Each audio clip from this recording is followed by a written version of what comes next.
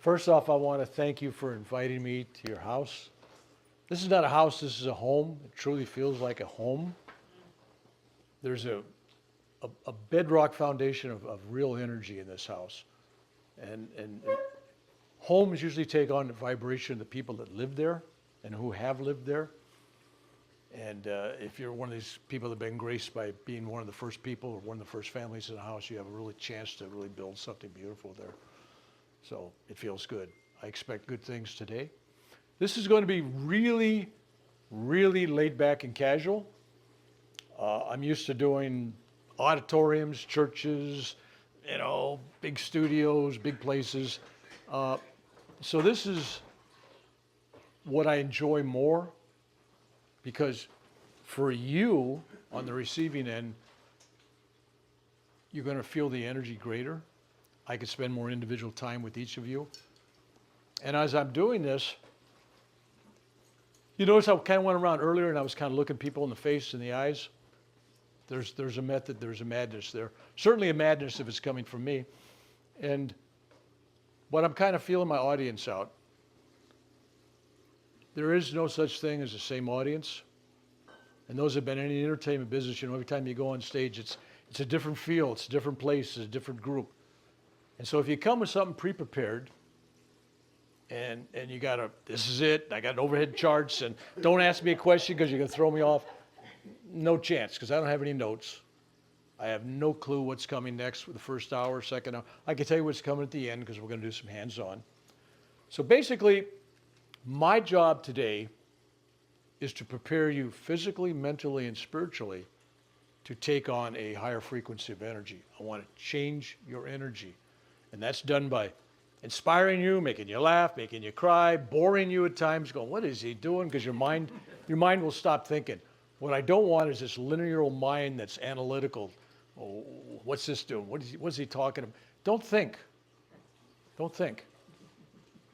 So for those of you who got to go back to work this next week, which probably your wife and you do, but and somebody else here is going back to work, you're going back probably next week. So congratulations, you won, I think. If being out over 100 some days without pay is winning, then you've won. It's going to take you a couple of years to dig out of that hole. But anyway, so today is going to be an exchange of energy between you, because believe it or not, you feed me.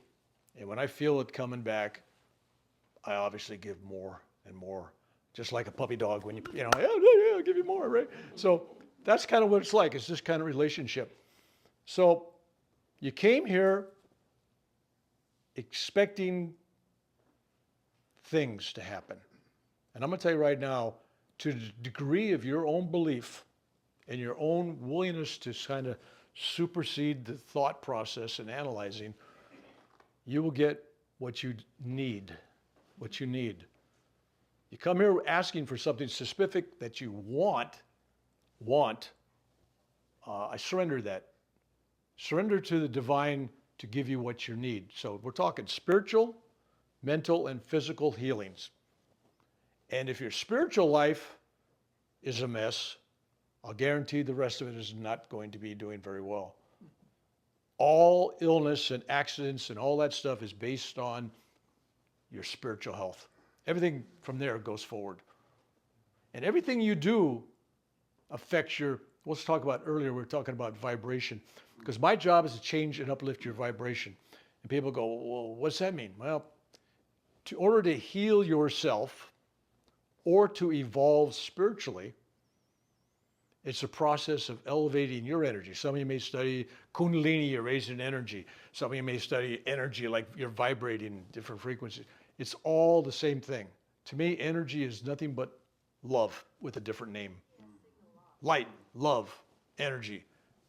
In this conversation, it's all the same. Wherever you feel comfortable with it, that's good. Whatever you call God, I call love. If you call God Jesus, if you call God Buddha, it doesn't matter. God don't care. God has no particular religion. He or she or what is us. And we're made in the image of God. And if I believe that God is love, then we're all made in love. And I'm going to teach you the first thing about healing is to love yourself, and we'll talk about that, and to forgive yourself, and to appreciate all that you have in your life and see everything as a gift. We're going to talk about that. We're going to talk about how I learned these things, because I think it's important to know from whence the teacher's telling you these things. Does he walk his talk? Where'd you get it? Did it work? And I'll give you some examples of how these things work. I'm also going to talk about because I've had some requests, some side stories, my trips to India and such. I've made many trips to India. I spent a lot of time in the Himalayas. I've been in caves. I've been in temples I've spent days with spiritual beings that I had no clue what their name was. They didn't speak English. I didn't speak whatever language they spoke. We never exchanged a word. And I learned more from those people that were speechless than I ever did from many sermons. So even though I'm a reverend, I'm open to love. And I find there's love in all the world great religions, there's love. And if there's not, then bail out. There's a problem, right? And so I'm going to take you on a journey. And when I get through, I don't want anybody saying, oh, Reverend Bill healed me. Reverend Bill ain't doing anything. That's why we call this thing Self-Healing Workshop. There's only one that does this, the one. And I'm telling you, the one is really within you. There's no guru outside of you. There's no teacher outside of you. There's no healer outside of you. It's you. It's you. And when you wake up one day and you realize that, well, he's saying everything is me. Does that mean God is me? Yes. And God is in you, and I'm in you, and you're in me. We are one. And when mankind sees this, it's very hard to shoot somebody on wearing a different uniform or living in a different country, because when you start to see all as reflections of the one self, there's only yourself. How could you hate this person? How could you judge? Now, Reverend Bill's got 2 rules. Number 1 rule is you got to love everybody. But number 2 rule, people forget about. Number 2 rule is you don't have to like everybody. Because there are some people that you should not be around. I mean, there's even family you got to go, well, you know what?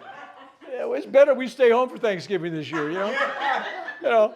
So it's okay to discriminate based on your self-worth, on your self-love. Because if you're hanging around somebody in a relationship or in a family and they don't appreciate you and value you for who you are, why are you hanging around there? I always ask people this, well, I got to go see these people, my relatives, for Thanksgiving or Christmas or whatever I go, and they're regretting it. They really don't want to go. And I go, let me ask you a question. If they weren't related to you, would you even talk to them on the street, right? I mean, it's all obligation. So don't do anything out of obligation, but if you can find love and forgiveness in your heart and you're doing it out of love and service, seeing the God in them, then that changes the whole perspective. So when I was a young man, let me kind of give you an idea. I'll start kind of the beginning, birth. I think I shared a story yesterday about my birth. My mother went into the hospital, and she's already had several children, and she tells the nurse, I'm getting ready to deliver. Prepare me, I'm getting ready to deliver. And they go, no. Now, we're going to give you an enema first. You can kind of drift where this is going to go. So they give her an enema, and next thing you know, plop, I come out right into this metal bowl of crap. And so I started life off, with a mouthful of crap, and it's been interesting ever since. But I didn't complain. I figured life's got to get better. I couldn't crawl back in. I'm out. I'm free. There's the light. Boom. All right. So we each come to this world, and I tell people, because people go, oh, I've had this terrible childhood. I had this, I had that.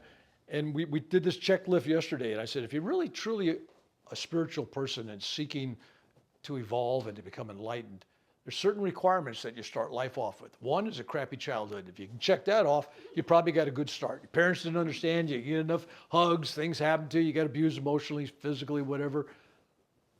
Okay, check that one off. You're all right. Reverend Bill says you're okay. We're all this thing. And then if you had things happen in your life, right? Unemployment, discrimination, health, all kind, check it off. That's part of the path. You paid your dues. The key is don't dwell on any of it. It matters not. Because when you hold a grudge, especially to parents or uncles, aunts, all these people, bosses, old neighbors, terrible people in your mind, when you start holding these grudges and anger towards people, the only person that hurts is you. Because I'll guarantee this, that if somebody's done something to you 20 years ago, they haven't given you a second thought. And you thought about it for 20 years. Right? So in forgiving, because we'll talk about that, in forgiving, you're really releasing yourself from this prison. You stop punishing yourself. Because when you're hating and you're angry and you're holding, all these negative thoughts towards somebody, where's the love? It pushes the love out. This whole thing that you're going to learn today, if nothing else, is about the value of love. And it starts with the self. And I say that like everybody knows that, but the truth is, I go to India, I go to Germany, I go to the UK, I go to South America, I go all around the world. And I see the same problem wherever I go. People truly don't love themselves. Really love and respect themselves. They'll take abuse from somebody because they don't love themselves. Yeah. They'll put up with crap from people because they don't love themselves. Start with you. Because if you want to change the world, the only place you can start is with yourself. And when you change and you're walking your talk and you're filling your cup, remember, be the water, right? Mm-hmm. You fill your cup up. From that, the overflow you can give to others. If your cup is empty, you can't give from an empty cup. So think about that for a bit. So we'll talk about that. And I learned that lesson when I was just out of high school. I graduated high school in Silicon Valley, which wasn't called Silicon Valley. Santa Clara Valley was Sunnyvale. Now it's Yahoo, and every other Yahoo moved to town. And so day after high school graduation, 24 hours later, I was on an airplane flying on a one-way ticket to Hawaii with my surf wax, and my dreams of surfing the waves and all that. And ran out of money because I only had $40. Oh. In 1960, early 60s, it just became a state, and it wasn't exactly, $40 wouldn't get you much. It was like $60 for a night at a hotel in Waikiki. So, anyway. But I had an address. My little sister gave me an address and said, hey, while you're there, I got a friend whose grandfather lives there. He's some kind of Kahuna guy, whatever that is. I said, oh, so if you need a job or something, go see him. So anyway, I end up on this guy's doorstep a couple of days after I'm Hawaii. I knock on his door, and here comes to the door this guy with this big hair, right? This big white hair, and he's dark Polynesian, really dark, right? And he's got these big bulging eyes, and he's got earrings, right? These big earrings hanging. This is 1960, right? 60s. And he stares at me. He keeps staring at me. And I was just going to ask him, who he says, been expecting you. Well, nobody told him. He wasn't really expecting me. And he says, I've been waiting to train you. And I go, what? He says, come in. So I'm going. So I go in, and he explains to me that back when King Kamehameha, for anybody that knows Hawaiian history, King Kamehameha, the conqueror of the islands. Anyway, he conquered all the groups in Hawaii on all the different islands and made a united Hawaiian islands. It was his kingdom, the kingdom of Hawaii. And he had a spiritual guide. The guy took care of the spiritual mojo of the group, right? He blessed the warriors when they go out and all that kind of stuff. And they followed this old Kahuna religion, which is, I am told in India, that they've actually looked at it, and they say that's the closest religion in the entire world, energy-wise, to Nov yoga, which is a yoga tradition of chants and energy and frequency and all this kind of stuff. And the chants they used in Hawaii and the chants they used in India, up in the Himalayas, even though they were different words, they shared the same frequencies. And even though they used a different meditation, they shared the same frequencies. And even though they were different philosophies, they had the Pali, the goddess of the volcano and all these other stuff, it was the same energy. And so he explained that to me. But anyway, he told me that I was his teacher. I was his kahuna during that time. And that, and I taught him everything he knew. This guy was David K. Bray, if you want to look him up on the internet sometime. He was in several Hollywood movies where he actually played the role of a shaman, witch doctor. But it was, he was the real deal. He wrote several books been written about him. And so he took me under his tutelage. Come on down. No problem. You can sit right back there if you want. I'll move my chairs. All right. So he takes me in and he says, and this is, trust me, being an Irish guy, I roll on, but this is leading someplace. Trust me. And he goes, Bill, and he goes, how would you like to learn how to heal people? I'm 18 years old, he's 60 something, right? I'm going, yeah, okay, fine. You know, the surface is not up today, I'll listen. And he goes, okay, the first thing you got to learn, now this is before all the books on Ho'oponopono and all that stuff came out, right? All that stuff came out, right? It's pre that. Nobody knew anything. We're talking right after his statehood. And he goes, first thing you got to learn to do is love yourself. And I'm listening to this as an 18-year-old going, good grief, this guy's going to teach me to heal people by loving me. What's next? Oh, you got to forgive yourself. And I go, and I got to forgive myself. Okay, let me write that down. I'm going, and you have gratitude. And he goes to this whole thing of that whole philosophy, which wasn't in the books back then, and it wasn't really widely taught. It was just basically amongst Native Hawaiians, basically. It was just old school. And so I kind of filed that away for a number of years. And then later on, it kind of resurfaced. Meanwhile, I picked up the other part of this healing process, because let me show you, that's one part of the process. The other part of the process, when I was 8.5 years old, I was stricken with a kidney disease, a lung disease, about 7 different diseases all at the same time. And I was taken away from my family, and the county put me in a county hospital, and I was in isolation, and I had visitors about 10 minutes a week, once a week. Celebrated Christmas, Thanksgiving, birthday, all alone, pretty much. I had no television. I can tell my grandkids, we had no television, no radio, no smartphone, not even a stupid phone, no phones, no nothing, right? No television, nothing. So I spent a year in the hospital. My first night in the hospital, I had a near-death experience.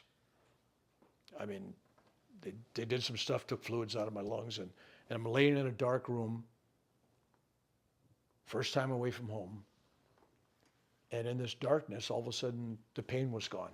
And then I felt light, L-I-G-H-T plus light, like light in weight. And it was like I was floating, and the room got lighter and lighter and lighter. And I'm looking down, or at least the awareness of looking down, and I see this terrible looking young man, my body, but it's not me. It's like I'm saying, well, that's not me. I'm this consciousness. I'm this, even at 8.5 years old, I knew that body down there wasn't me. It was just, just whatever it is, a skeleton, a flesh, but it wasn't the essence of who I was. And so I'm floating around, I'm feeling so loved. Anybody here had a near-death experience? Okay, talking to the choir. All right, so you have that feeling of love, you feel it, something's going on, wasn't afraid of anything. And then being 8.5 years old, you don't have a past life review. Like, what are you going to look at? Well, yeah, what'd you do? Well, you didn't eat your vegetables. So the universe kind of unrolls this cloud, and on this cloud of light, I see scene after scene after scene after scene of future events in my life and in the world. And I'm watching this, and I'm seeing my wife when she was in high school, when I met her. I'm seeing children, my children. I know they're my children. I'm 8.5. I look at this thing. I see myself in the Vietnam War. I didn't even know where Vietnam was at that age. You know, wasn't even called. I think it was French Indochina at that time. And I'm in a helicopter sitting behind a machine gun. I'm going, that's interesting. And I saw the John F. Kennedy assassination. Let's talk about like 1954, 55 here. And I saw exactly 50 years going forward. I didn't know at the time it was 50 years, but it turned out to be, eventually I had a second near-death experience exactly 50 years later, which was interesting. So I had all these unfolding events. And one of the things I saw was, I kept seeing two numbers flipping around. I saw a 2 and I saw a 9. And I didn't know what that meant. There were some people in astrology trying to tell me, oh, that's your Saturn returning, you know, it's like a spiritual death and, you know, and rebirth and, you know, you have 29 years and maybe 28 and a half, maybe 58, 59 years old. It didn't feel right, but it felt like something there. So I was practicing in my bed by the way, 1 whole year of bed rest in a hospital. 1 year. No school, no toys, nada. Now that, for some people, that'd be like, oh my God, that's a terrible thing. And I've never I always look back and said, that was the best thing that ever happened to me. I got away from my crazy family and alcoholics, and I got, you know, nobody yelling at anybody. And I got all that time on my hands. When do you ever have time? You don't have to be in school. You don't have to be at work. You don't have to pay a mortgage. You're just there. So you have all this time to explore who you really are. Even at that age, you can explore that part of yourself. And I was laying there and I was making up meditation techniques. I didn't know how to meditate, but I knew if I push some of you may have done this, you push your eyes together so they kind of focus here and you see colors, and pretty soon you see a spiritual eye, and then you cover your ears up. That's kind of cool so you don't hear anything in the outside, and you're kind of meditating. You wonder where that came from, right? Well, I found out years later that's actual technique. I didn't know at that time, you know, at 8.5, that was a technique. And then I was practicing something while I was laying in bed. How many people know Self-Realization Fellowship or Paramahansa Yogananda? Okay. My mother belonged to the organization, and I was aware of it since 1946. You know, so I knew the lessons and everything. But one of the first things they teach you, Yogananda taught what he called recharging exercises, where he had people prepare their bodies spiritually, physically, mentally, so they could meditate.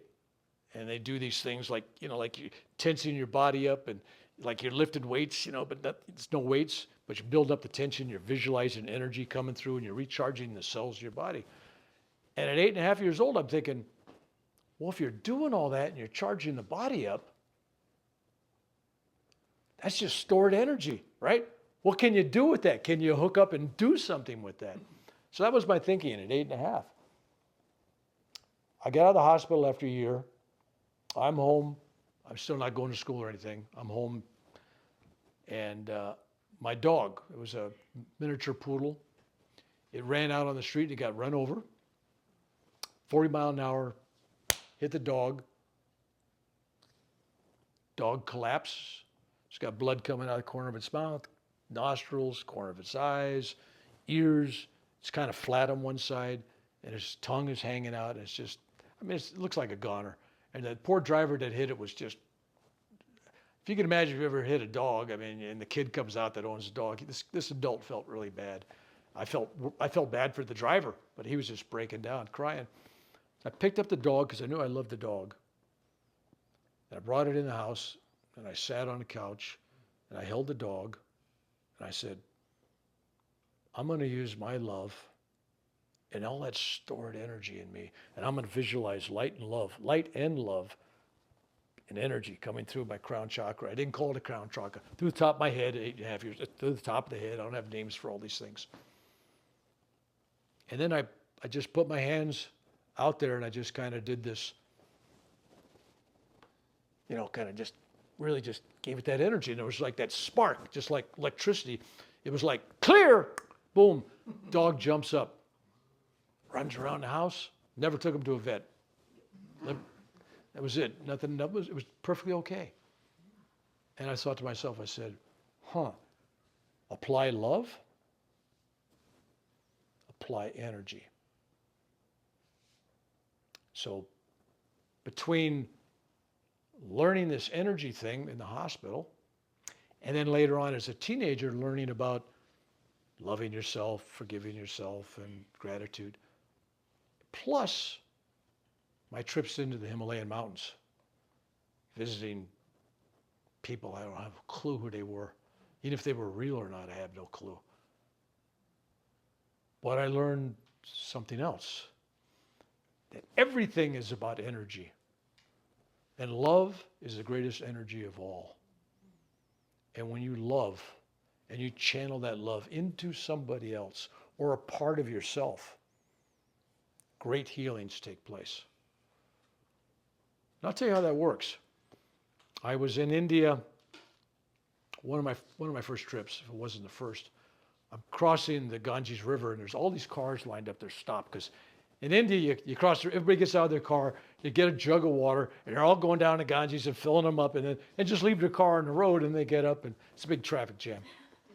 So right parked next to me is this farmer. He's got a tractor. He's towing his trailer of sugar beets or sugar cane or something. And on top of that was this old guy. And me and him had just been sitting there in traffic, and he's just looking at me for several minutes. I'm being driven, so I'm sitting there and I'm looking at him, and he's looking down at me, and we're just kind of like I'm looking here at Skip, just kind of looking. It was like, oh, there's something there. There's a connection. There's another human being. I'm connecting with this person. So a bus swerves over, hits the truck, big accident, jackknifes. The guy on top of the trailer falls flat on his back of his head from several, 20 feet up, lands on the cement, and he looked just like the dog did. Blood coming out here, his tongue hanging out the side, blood coming out of the nose, coming out of the eyes, coming out of the ears. And he was just smack on that asphalt. And he was just out of it. There was nothing there. And all the people gathered around. I'm getting out of the car to go run over there. The people going, he's dead. Don't worry, not dead. And they'll walk away. He's dead. He's dead. They just walked away, left. Wasn't breathing. There was no pulse. There was no blinky looking around. There was nothing. It was just him. And I couldn't let it go, because I connected with this person just moments before. And so I figured, I remembered the dog. I said, it was the power of love. And I just held him, cradled him. I took a bottle of water and I washed the dirt off his face. And I just let him know he was loved. You're loved. And then, if anybody here know who Babaji is? Okay, a few people. And I kind of said a prayer to Babaji. You could have said a prayer to Jesus, would have been just as good. But I said to Babaji, I said, bless this man. Bless this man. I love him. I love him. And I just kept affirming in my mind, I love you. I love you, to this old battered old guy, right? And all of a sudden his eyes open up. His heart's beating. I can see his shirt moving. His pulse. And I just hold him there. And I just hold him there. And he comes back. And he's alive. Just love. I had a neighbor. I'll show you how this works again. Using the energy and the love together. So I didn't use the energy, I just used love there. She had bone cancer, and she was in the hospital. I visited her in ICU, and she was telling me that it was Christmas week, but 4 or 5 days before Christmas, and she said the only thing she was going to regret is dying before she could see her newborn grandson, the first one. And she wanted to get a picture with her son, or the grandmother with the kid, for his, to have for his life, right? And so that was the only thing she wanted. She didn't care if she ever got well again, but she wanted to. That was it. And she was really in bad shape. So I go back the next day, and she's unconscious. And she was in a coma. And they're telling me she's in a coma. It doesn't look like she's ever going to come out. And I said, well, I'm her minister. She's one of my people. I pull that trick. So I go in there and and nobody's looking, and I just put my hand, 2 hands on her head, and I do my energy thing with love. Because this was a neighbor, you know, and I really felt for her. She wanted, and I just gave her love. She opens her eyes.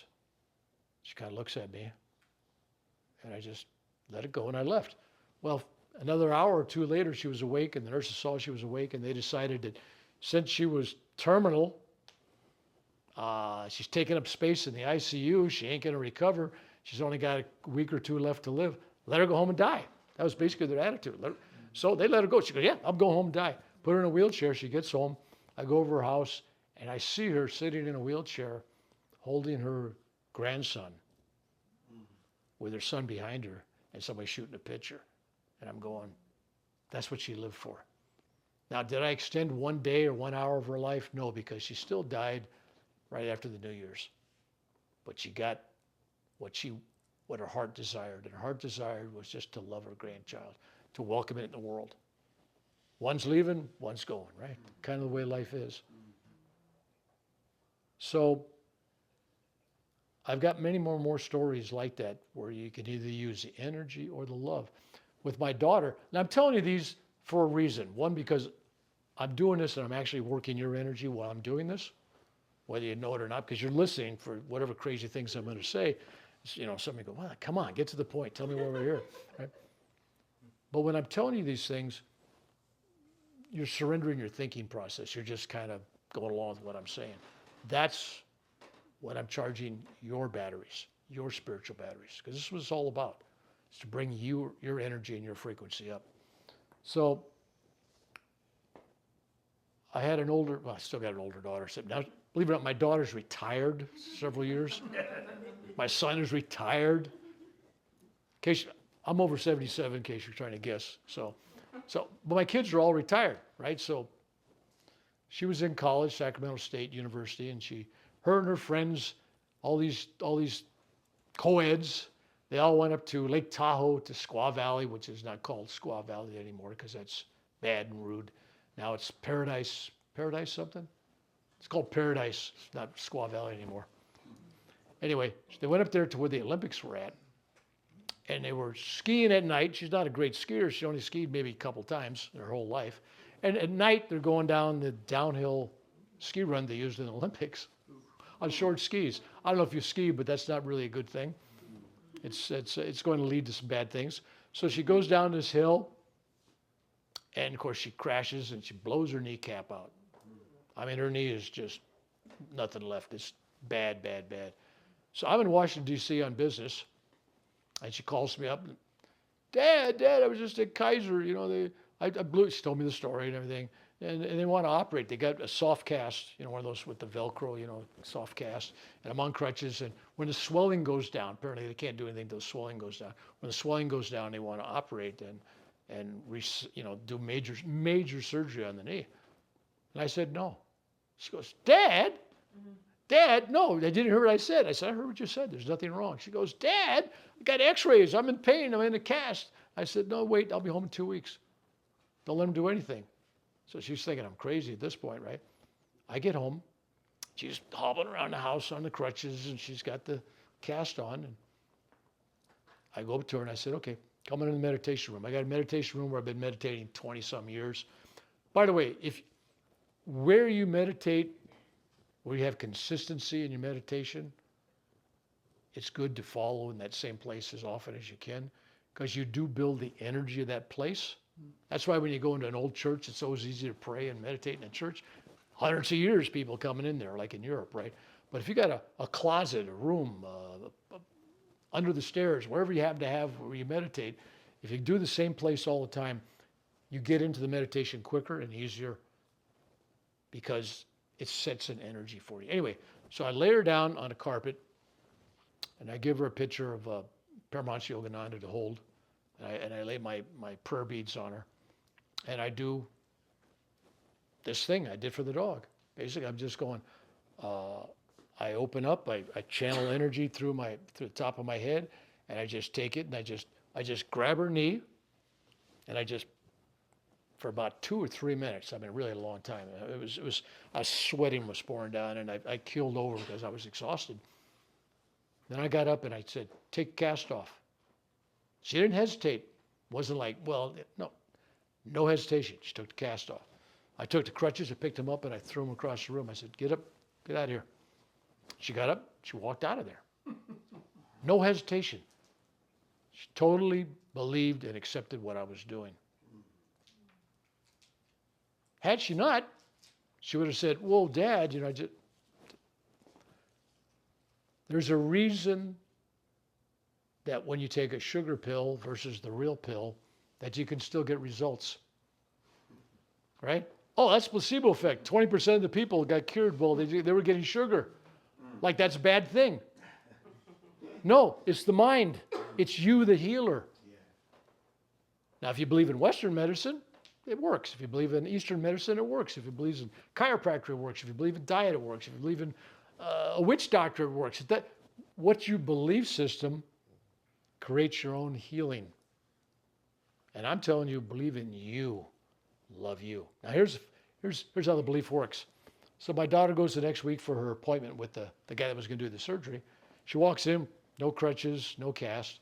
And the guy goes, well, what are you here for? He says, well, you scheduled this meeting, it was a pre-surgery meeting. He says, yeah, but you're walking around. So she told him what I did. And of course, this is Kaiser, and they go, oh, we don't believe that crap. That's what they told him. We don't believe that crap. We don't believe in miracles. Somebody must have misread the diagnosis. Who did that? She says, well, you did. And he looks at the x-rays and he goes, well, it must have miraculously, they cut that word off. You go, somehow it just spontaneously healed. Okay. So she comes back and she tells me, Dad, you didn't do nothing. There was nothing wrong with it. It healed itself. I said, okay, fine. So a couple days later, she's walking downstairs, a couple stories like this, and she falls all the way down. Boom, boom, boom, boom, boom. Blows the knee out worse than it was the first time.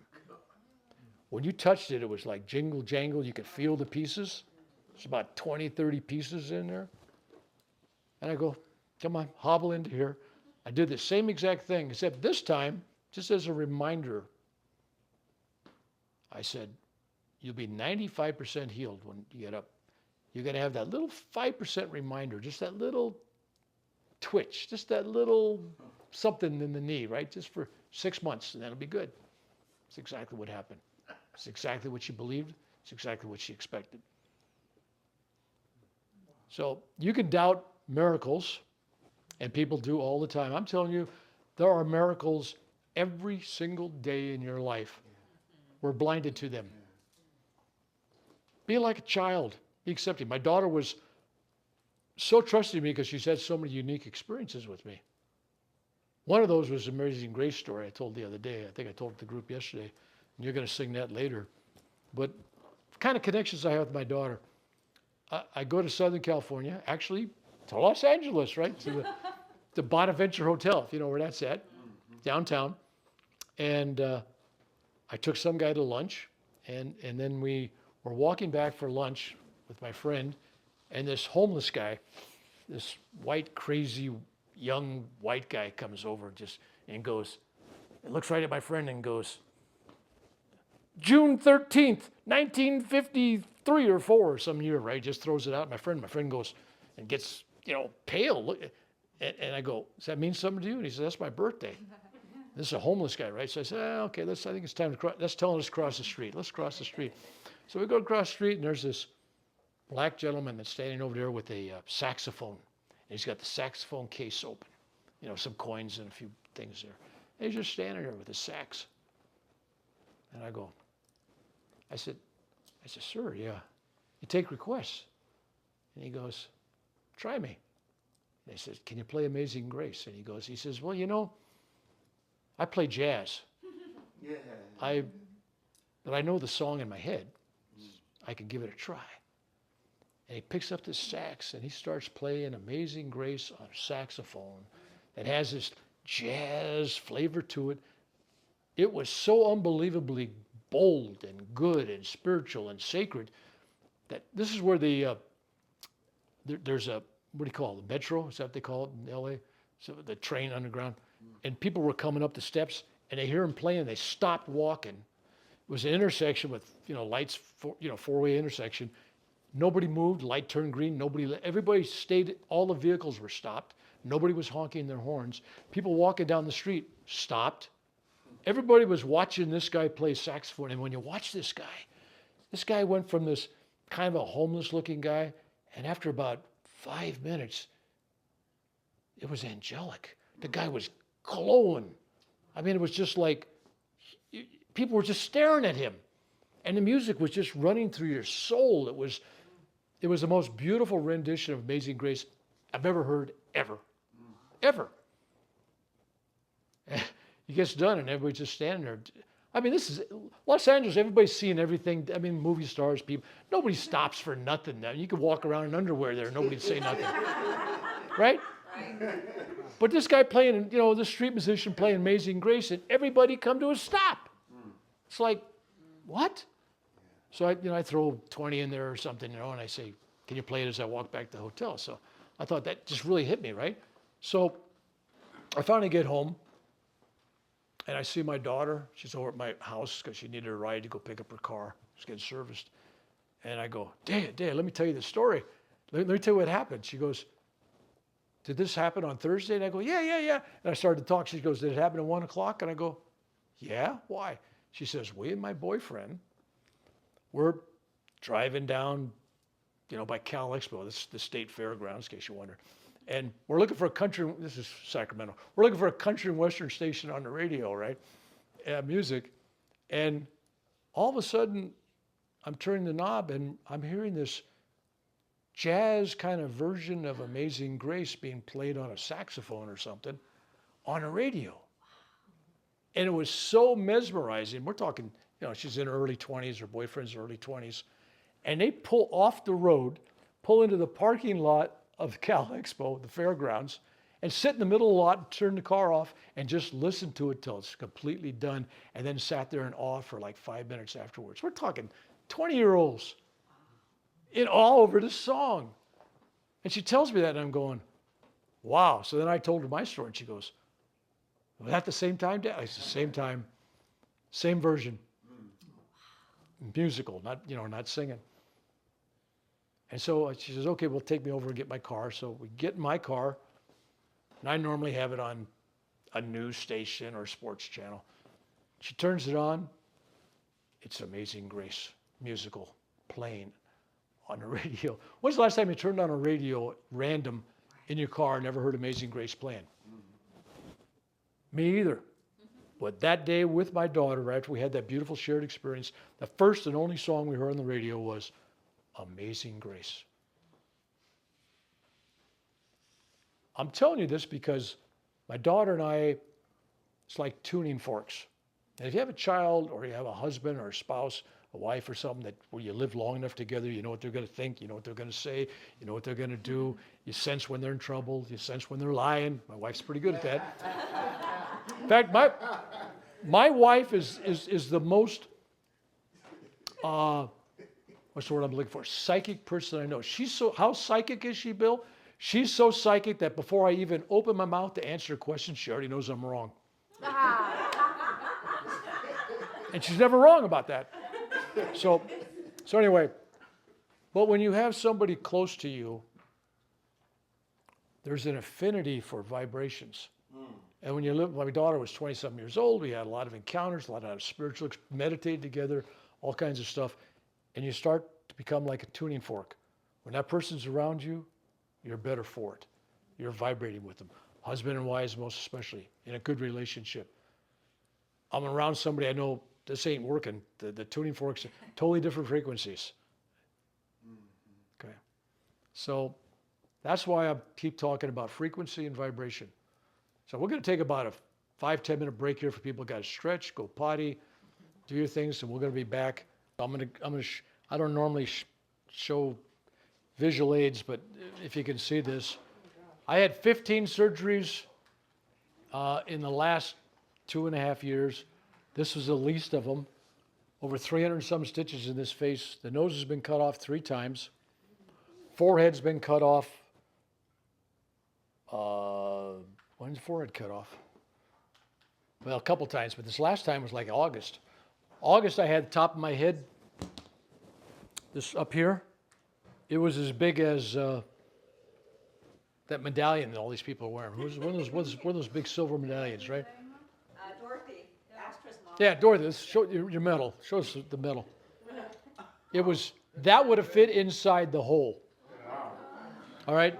It was such a big hole on top of my head. We're talking August 15th. August 15th. There was a hole bigger than that was set in there. They couldn't stitch it, and they couldn't staple it because it was too far apart. And they said, well, live with it. It'll grow back together in a year or something, or 6 months or whatever, right? Well, there's probably a little scab right there. It was a hole. And when we did Encinitas, I wore a little skull cap because it was a little tiny hole. That one was down to about a quarter. So when I say healing works, I've tried it out on me. Picture this nose. Some of you may have noticed the nose there. It's right in front of my face. You can't miss it. It's this one right here. It's been amputated, totally cut off 3 times. Now, I know that it's not as much fun as it sounds, but trust me, it wasn't. And when they cut it off and you look in the mirror and you got a big hole and you can see into your skull, it's a pretty ugly looking thing. And then they burn it and then they stitch it and then they have to rebuild it. And at the VA where I go, the Veterans Administration, they don't really care about plastic surgery to make you look better. Their job is to cover the holes. They say closure. We want to get closure. We want to close the holes. And I had major stuff. My face was so bad that a week or so after the surgery, I posted a picture on my Facebook channel because somebody wanted to, it's looking like it's healing. I was feeling pretty good about it. And there was a big stripe across it with a warning, graphic material and violent. I was in Facebook prison for posting a picture of myself because it was graphic and violent. That's me. That's a human being, and they did that to me. That's how bad it was. 3 weeks later, and you can verify, you've seen me coming and going. 3 weeks later, I look just like I do right now. How's that possible? Self-love. And if you see a picture of me 25, 30 years ago, you'll say, you're older then than you are now. Okay? Every time I do this self-love, I get younger. Okay, pretty soon I'll be just a little baby. Anyway. Anyway. You know what I'm saying? Yeah. So if you take a look at my face, now there's 15 surgeries in the last 2.5 years, but there's probably 12 surgeries before that over 20 years, where big chunks of my face was taken off. I was off work with skin cancer from July, first week or two in July until after New Year's the following year. That's a long time to be off work for skin cancer. I have pictures if you want to see them later, but big chunks of my face were falling off when I take a shower. My face was falling off. It was just bad. I go to a grocery store and people take their children away from the line. It's like, don't look at him, don't look at him, don't look at him. Oh, he's like Frankenstein, you know. All I needed was a bolt in my neck. So I've been there, I've done that. And every time I healed quicker and better.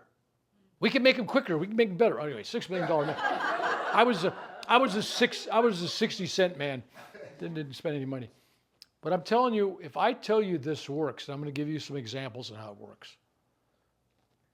I'm telling you a testimony of family and friends and people even on Facebook and people. There are witnesses. People have seen me go through this. It's not me making up stuff. It's not like, well, theoretically, if you do this, you're going to heal. I'm telling you, no theory. This is the real deal. Okay? So, for example, I'd get my nose cut off and they'd burn it and they'd stitch it. And I'd leave, and they'd always give me a big bottle of pain pills. You know, those big ones. What, Kodiaxin or something? Oxycodone. I don't know, I know one drug from another. I mean, caffeine's a drug to me. So I take it, I said, no, you better, because when this local wears off, you're going to feel terrible, right? And it would come off, and it would feel bad, but I would also go to my place. I'd sit down there, and I'd, my nose and everything. I'd just take my hands, and I'd cover my hands over all the stitches and everything, and the bandages, and I just go, I love you. Not out loud, because people think you're crazy, right? I love you, I love you. No, it's in my head. I love you, meaning I love the scar, I love the cancer, I love me, I love my face, I love me. It's all me. And I didn't fight the cancer. See, that's the whole thing different. I looked at the Bible, and the Bible says, love thy enemies. Okay, if it's eating me up and trying to kill me, I love it. Wow. And I also looked at all this stuff happening to me saying, God gives you things in your life. Gives you good things, beautiful things. Oh, you got a nice car. I got a beautiful house. I got a family. And then all of a sudden you get cancer and you go, well, that's a gift too. Wait, Reverend Bill, that's a gift? No, that's a curse. That's a bad thing. So you're judging it. To me, everything I get, I'm supposed to have. So I don't tell God, hey, this cancer, man, why me? How come? Hey, I don't deserve this. I'm saying God gave me the cancer for a reason. So it's a gift. So I unwrap it and I go, well, why would I get cancer in the face that's eating my face up since 1979? Okay, and going through all this stuff. And I looked around and I go, you know what? By me learning how to heal it, by me learning how to take the pain and make the pain actually disappear, that's valuable to other people. Because when I was younger, I would take and use yoga, magic, and and all kinds of spiritual stuff. I could get rid of anything. You could sit there, drill down to my nerve with the dentist's office. Don't give me no shot, just drill. And the dentist is like, like they're playing a note on a high guitar, just like that guitar look face, right? A lot of dentists wouldn't do that. No, I got to give you a shot. No, I got to give you a shot if I'm going to cut your nose. They wouldn't cut my nose off unless they gave you, medication. I don't want you moving and jumping. I said, I could do it. No, okay. So I looked at that cancer and said, that cancer is my gift, because now I go and talk to a group like this and I'm saying, look, you can get rid of the pain. You can get rid of the ugliness of things. You can even make the scars look better. Trust me, this scar, I got a cut from top of here all the way down to here. I got 2 big, huge tumors were in the orbital sockets.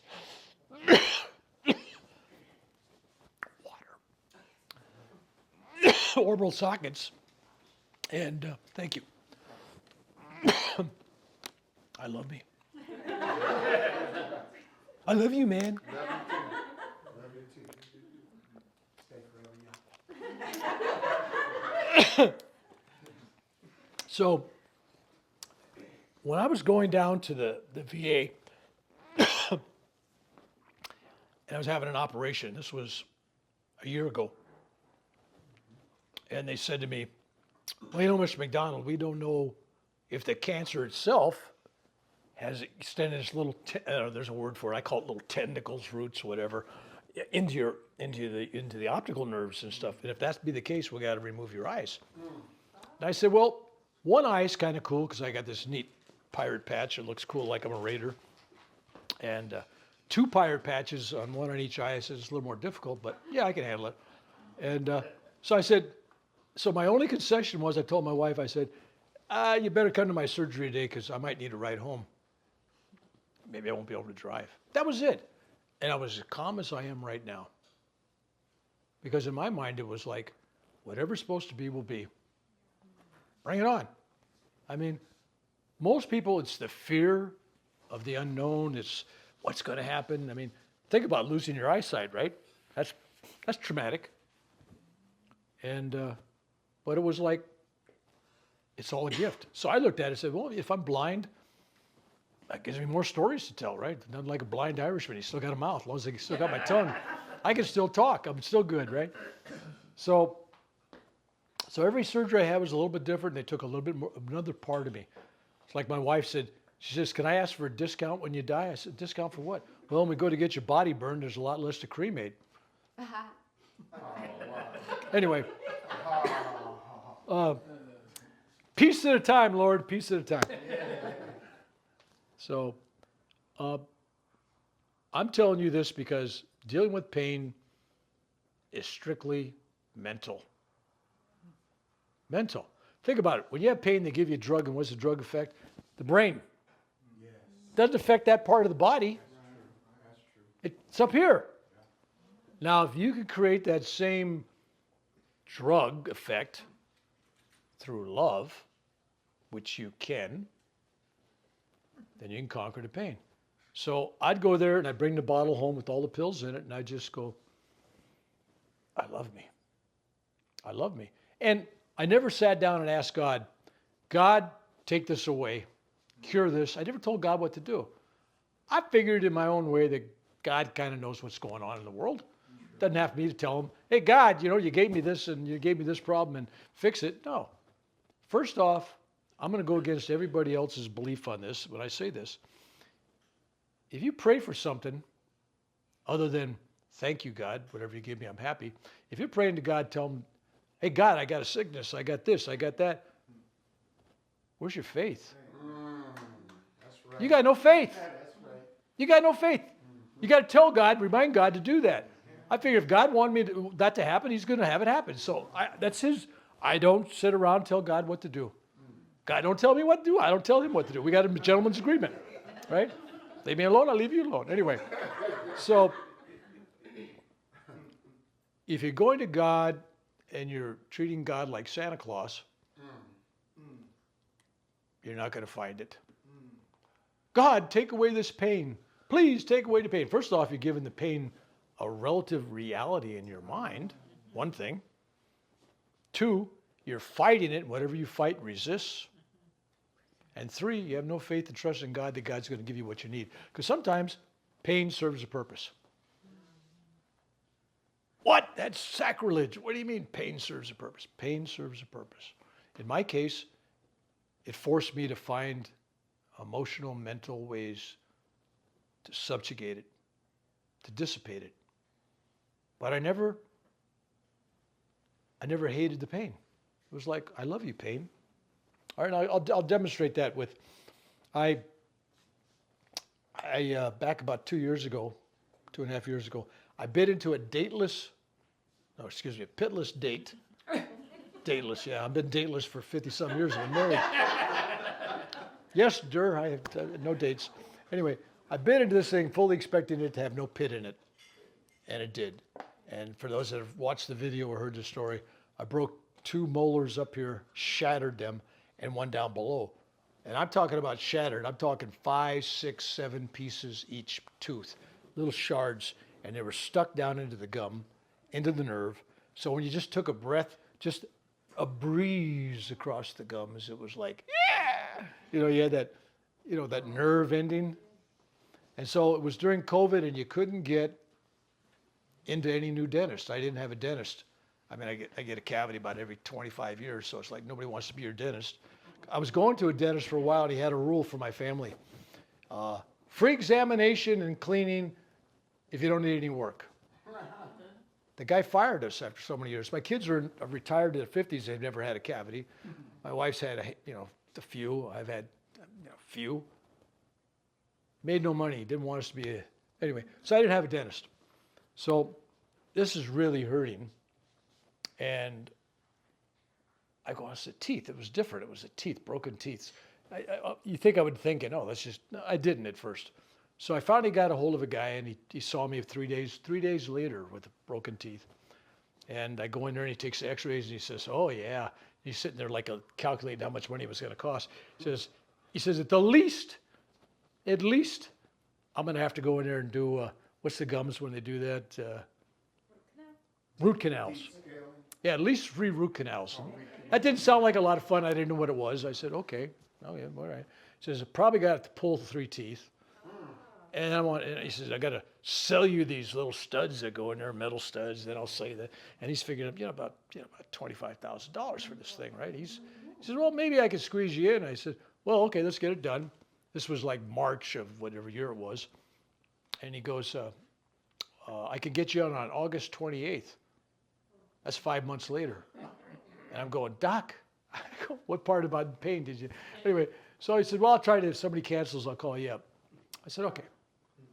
So I go home and I go, this is ridiculous. I mean, I'm the king of pain, right? Come on. So I sit down and I just hold my jaw and I love you, teeth. I love you. And I apologize to my teeth. I ask for forgiveness. Teeth, I'm sorry, I broke you. It's my fault. I'm sorry. I love you. I thank you for all the wonderful work that you've given me for all these years. But I love you.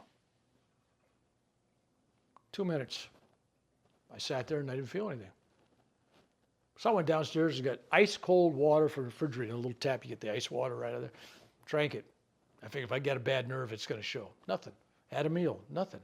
No pain. It's all gone. So I get a call the next week, about 4 or 5 days after I just saw him. And he says, I got an opening. Come on in and bring your checkbook. Lots of money. I said, okay. He says, I walk in there and he's got my x-rays up.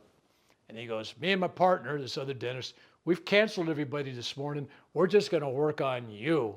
I'm pulling, this guy's doing this. They had it figured out, right? We got the whole morning laid out just special for you. Like, well, thank you. That's very kind of you. He says, you got your checkbook? Yeah, I got my checkbook. Okay.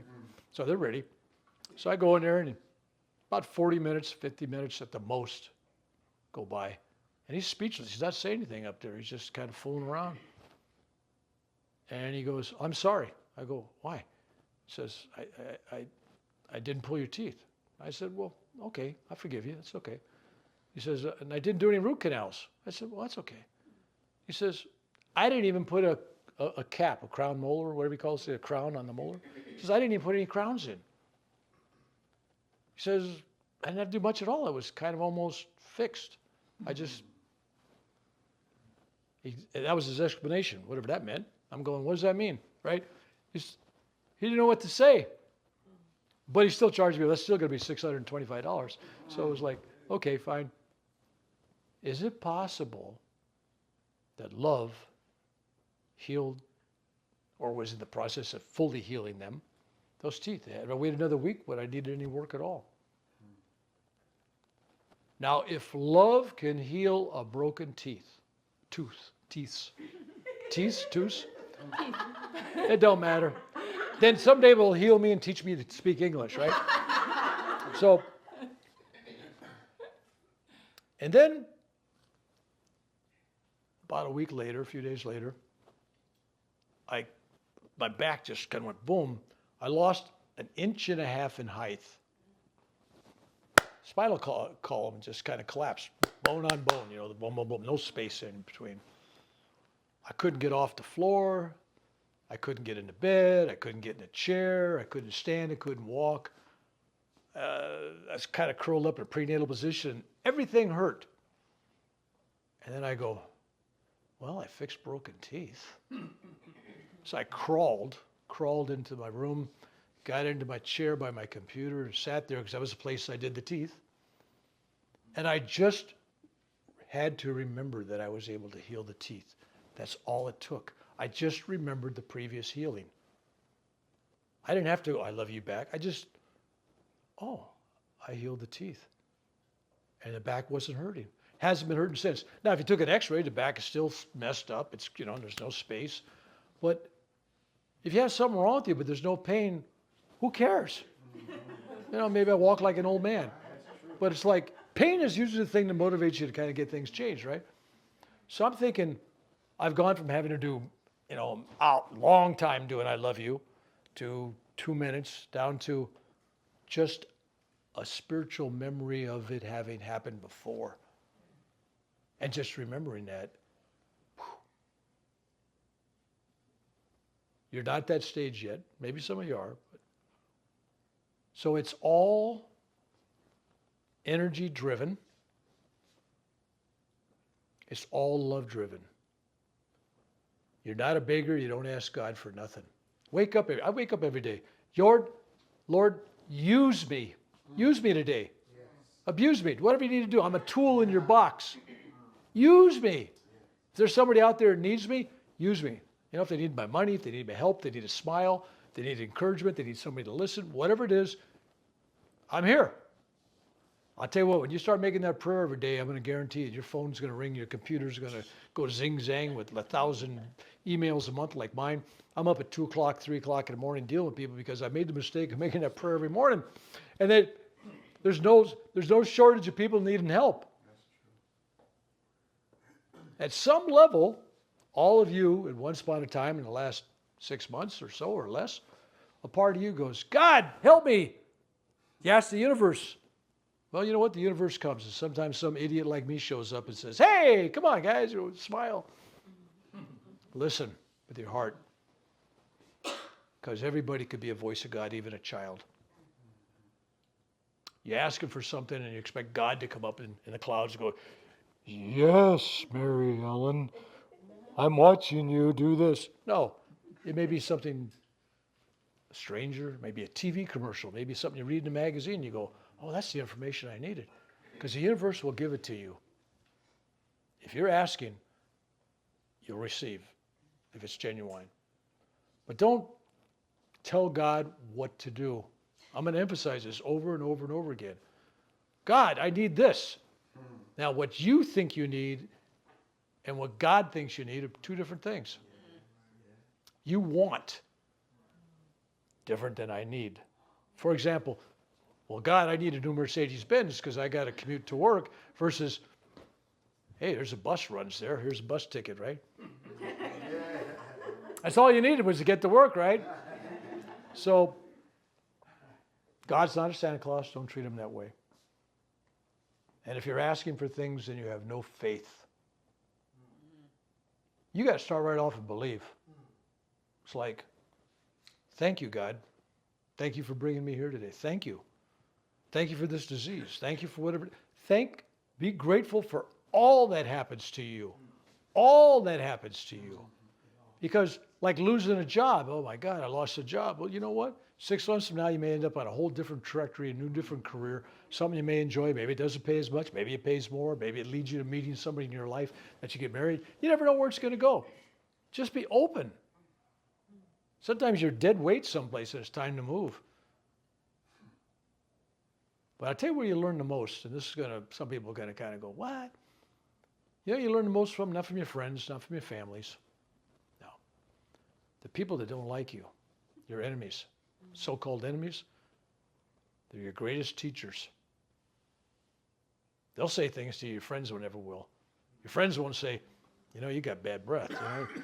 But if enemies go, you stink. Anyway, so it's the enemy out there. If you listen to their voice without getting overwhelmed, because sometimes 99% of what they say may be totally crap. But there's a seed. Why they said it. There might be a seed of something there.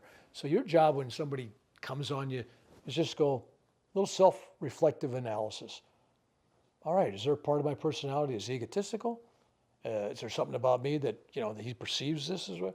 Is any part of this my fault at all? So I always apologize to the universe. Like maybe there's something I don't see. And I'm sorry I made him, I apologize to people. I'm sorry I made you mad. I have no clue why they're mad at me. I didn't do anything, right? But I'm literally sorry I made you mad. I feel bad about that. Is that an apology? Well, yeah, no. You don't admit to anything. But always look at the universe that way. You're getting feedback. Why?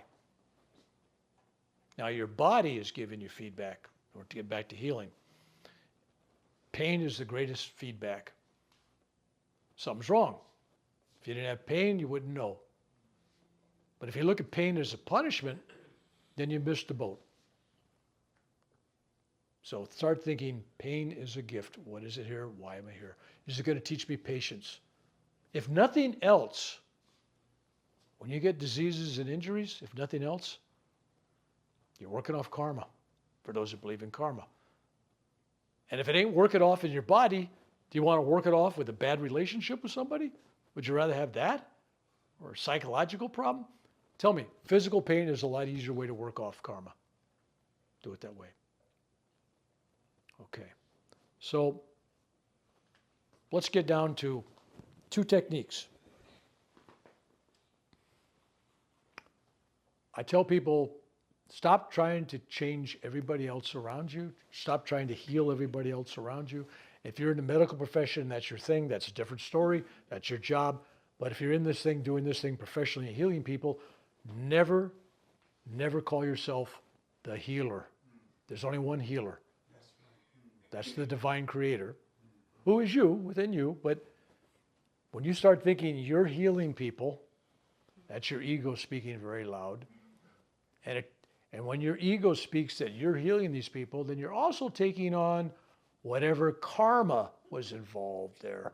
Be really careful. And I say that, I told a story yesterday about this village in the Himalayas I went to, where the guy was talking about healing and when to do it, when not to do it. This guru was approached by the town drunk, real bad drunk. And he tells the guru, he says, I've been told I got cancer, I'm going to die in 6 months or less. I want to follow you. I'll be your servant. I'll be the best guy you ever was. Take away this cancer, give me more life, and I'm going to do all these great things, et cetera, et cetera. And the guru felt sorry for him and said, okay. 9 months go by. The guy didn't do anything for the guru, of course. And the guy got back to drinking. And then one day the guru's in his ashram, and this irate family comes in mad at him. And they blamed him for the death of their family. He says, what are you talking about?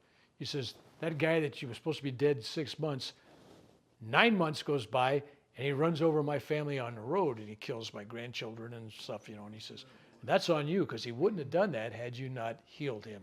So that's your karma. And the guru goes, yes, that's my karma now. So be careful when you start playing around with others and assuming that you've healed people, because now you're taking on that mantle, that karmic thing that's there. Okay, off-wall story, just because I'm trying to get an energy exchange here. Off-wall story. I was in Germany in 2011. I was on my way to India, and I stopped because these Germans, they seem to think I'm some special person or something. Anyway, I got a following there. I sell a lot of books, and actually my books are in German, Spanish by the way too, in case you want them, but in German. So I show up there and I'm invited to this group meeting, and there's almost 40 people there. And it's like 5 minutes to, the guy goes, it's 5 minutes to noon. I go, okay, big deal. It's 5 minutes to noon, right? And the guy goes, well, we got a program at noon. I go, oh, cool. What's the program? And the guy looks at me and says, you don't know? Don't know what? He says, you're the program. It's your workshop. And I said, well, what's it on? He said, whatever you want now. We don't, you know. I said, well, how long is it? And he goes, 8 hours. I go, well, you know me, I can talk, right? So that doesn't scare me, but it's like, I said, just because I write books in German doesn't mean I speak any German, right? I mean, I get translators, right? I said, I need a translator, and they said, okay. So I'm teaching this class, and it's down to about the last hour and a half. And I stopped the translator. I said, this is the last thing I want you to tell them in German. I want to go around the room, and I want every person to tell me something about their spiritual life or why they're there today to listen to me. What is it about them they want me to know in German or whatever language they are that they spoke, because some speaking other languages there. He says, yeah, but you don't speak German. I said, not a word. Other than Wiener Schnitzel and Volkswagen, I don't know much, right? Sprechen Sie Deutsch? Not much. So the guy was around the room. I'm intentionally looking at everybody in their eye, right? And they're talking, you know, about 45 seconds, a minute, minute and a half each, right, depending on the person. I go around the room, get done, and then I got the translator standing right there. I said, okay. And I him right there, and I go, this guy said this. I went around the room and nailed, not verbatim, but the essence of what every person said and why they were there. And he goes, you lied. I said, I don't speak any German. He says, and why'd you skip that 30-year-old woman over there? She was 30-something. And I said, because even though she didn't say it, she came here because she was told I was a healer. She's going to be dead in 3 months of cancer. And I don't have any okay to do anything. I don't have that green light. It's her karma. That's her death. That's her Time expired. It's nothing I can do. And she'll be mad at me. Oh, come on. She didn't say anything about that. I said, I know, but that's why she was here, really. Oh, but she didn't say that. I said, okay. 3 months later, I get a call from Germany. Rev Bill, so-and-so, whatever her name was, she's dead. I go, yes, I told you. So that's the first time I did that with a group. But it was like, I work with groups, and I work with their energy. And for some reason, who in the heck gets up in front of a whole group of people and says, stop translating, and I'm going to translate everything everybody said, and I don't speak the language. That's insane. Think about the audacity of that. I look back at it and said, my God, I did that? Never had a second thought. It wasn't a hesitation. I just did it. You have to approach your life the same way.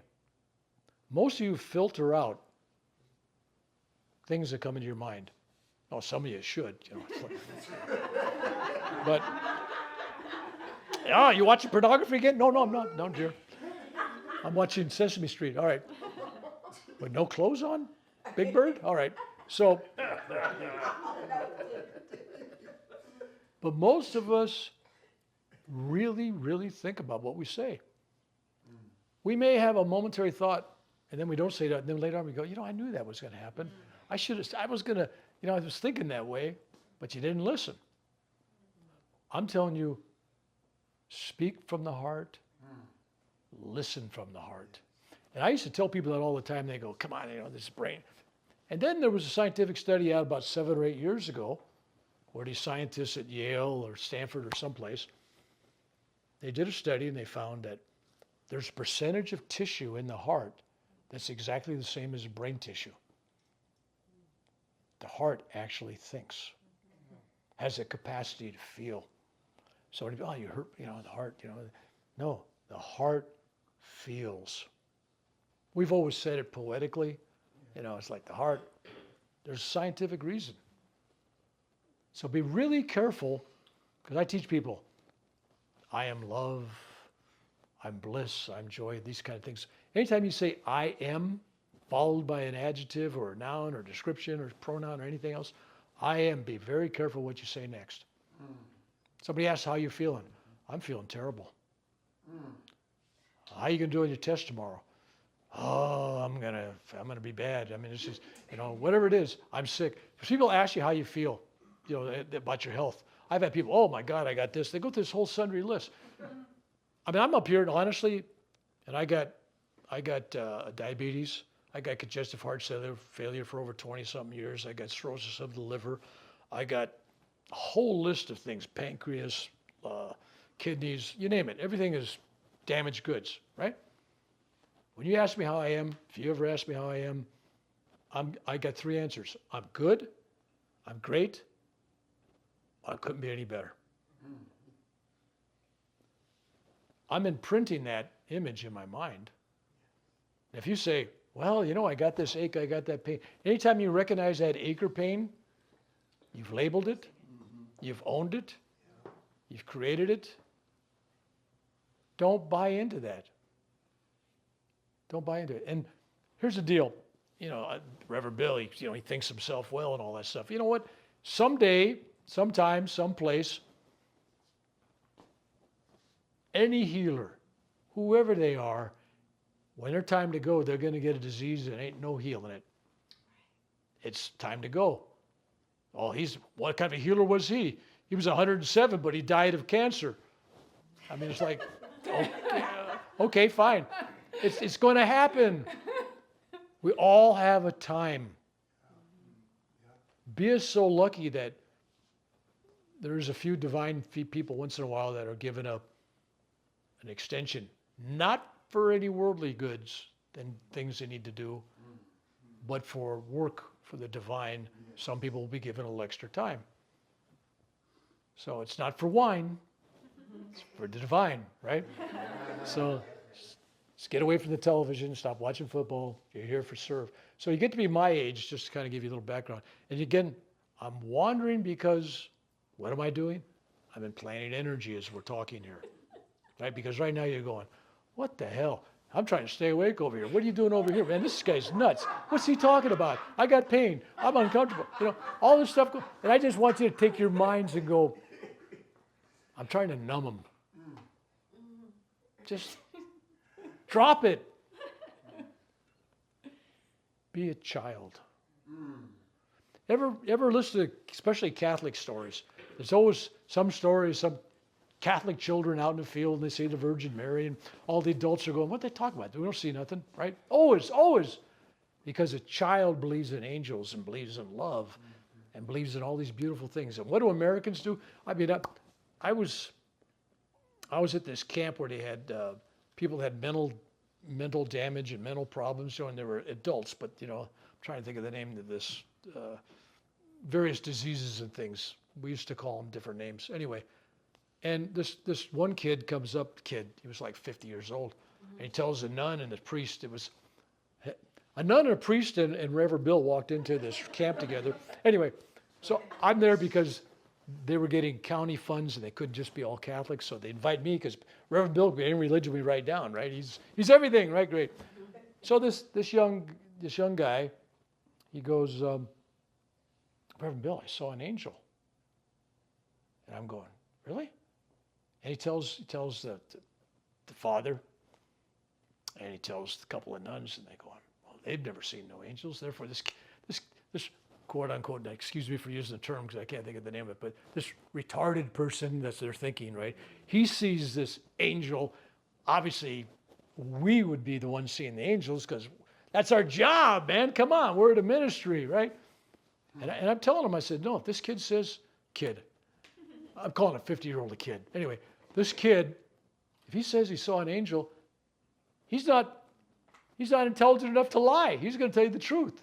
I mean, he's just one of these happy-go-lucky, loving souls, So they didn't believe it. So the next day, the guy tells me, he says, the angel was up in that tree right there, the white angels. He points this tree, right? So the building that was next to that, we had this altar, and you could see out the windows at that tree. And these nuns were taking pictures of me and some other people standing by the windows. And when they did the little fingers, when you make it bigger and bigger in the tree, and it looks like a little white angel on a Christmas tree. There's a white angel in that tree. You could only see on the film, but you couldn't see in person. And they go, it's exactly what he said up in that tree. Exactly where he said it was at. On the film, there's this little angel, like just on this limb. So it is the acceptability of miracles. It is the belief that life really is simple, that God really does love us, that creates more miracles. If you don't believe it, you're never going to see it.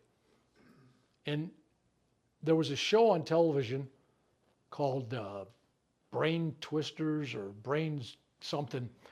UCLA produced it. And I watched it on public television or something. And it had an episode on there where it talked about Christopher Columbus. And Christopher Columbus sails into the New World. New to them, not the people living there. They knew it was there. But anyway, sails into the New World. Don't want to knock Christopher.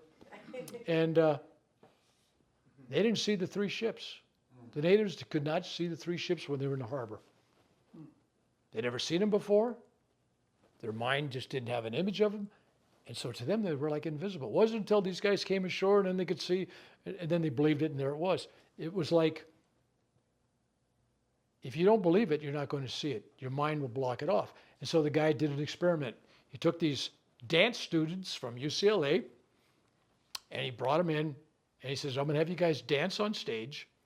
And there was like 6 or 8 groups, and there was like several in a group, and they're going to kind of like a folk dancing kind of thing. And every so many seconds they would switch, and they wanted to see how many partners, different partners there were. And they said your entire grade for the semester is based on your observation to be able to count how many different. So these guys were, they're just focused on the dancers switching partners. Gets done. He asked people how many they saw. 36 times, the blah, blah, changed it. They had all these numbers, and pretty much everybody had the same kind of numbers. And he goes, no, my question is this. How many of you saw the man in the 6-foot gorilla suit dancing around all these circles? And they all laughed. And he pulled out a camera and he showed the video, and it showed a guy, 6-foot guy in a gorilla suit, dancing circles around every circle for over a minute and then leaving off the stage. And not one person, not one student observed it, because all they were focused on was the dancers. That's how we live our life. We're focused on living our lives. You're doing this, you're doing that, yet there could be an angel with you. And by me talking about changing your frequency, part of that seeing is so you can resonate with the frequency around you. You can't see other dimensions because it's out of the frequency. You can't see angels because they're vibrating at a different level. But a child, they're like a little puppy dog. No matter what you do to them, they still love you, right? They're open. So it's all about open hearts. So all this healing process, it's all about that. So I'll tell you another story about adding this in just because I need time to work you. I was in India, 2011. After I finished Germany, I went to India, had a major heart attack. One of a dozen or more. But I had this one was pretty bad. And so I went to the ashram after ER. So I went to this jungle ashram to check out and get my bags and get ready to go back to America. And I'm sitting in the dining room of this ashram. And I got my back to the kitchen. I'm sitting in this chair and there's a few other people there. And if I was sitting behind you and I was just like a skip, if you were staring at her back long enough, she's going to turn around and say, why are you staring at me, right? You could feel it, right? Yeah. You know that when you're in a theater? So I'm feeling that somebody's staring at me, but not benevolent, it was loving, but I felt somebody staring at me. So I turn around and standing in a body, not a vision or an astral body, but an actual solid body, Paramahansa Yogananda's guru, Sirateshwar. If you read Autobiography of Yogi, there's this guy with the beard, he's standing there and he's doing this and all that. And I look at him and I'm seeing him and I'm feeling great love. And I'm going, well, I just had a major heart attack. Maybe, I'm probably delusional here and I'm getting ready to go or something. So there were some girls from Sweden or Switzerland or, I don't know, someplace out of the country. They were there. Their idea of yoga was doing the postures and wearing the outfits and looking cool. They weren't too deep into meditation. And I said, do you guys see anything? And they looked at me and they go, see what? You crazy? And they just went back talking. And there was a young man from Texas. And I said, you see anything? And he says, man, behind you, he says, there's this blazing light. And I'm feeling this love. I said, okay. Then there was this other guy, Brian, who was a meditator, really deep into meditation. And I go, Brian, you see anything? And he goes, you ain't going to believe it. And I said, no, tell me. He says, I see Sirateshwar stand behind you. It's like a vision of him, right? I'm seeing him in the solid flesh. He's seeing him in a vision. The other guy is at a level, he sees the light and feels the love, and the other two see nothing. We're all in the same room, all having the same exact moment, and yet all these varied experiences. I had the same thing happen. I was giving a huge speech workshop. I had 600 and some people. Too many, it gets crazy. But I had these people in this church in Tucson, Arizona. And all of a sudden, I'm looking at the audience, and about 80% of the people, tears are rolling down their cheeks. They're crying, and I haven't said anything, to make them cry. And I notice I'm crying.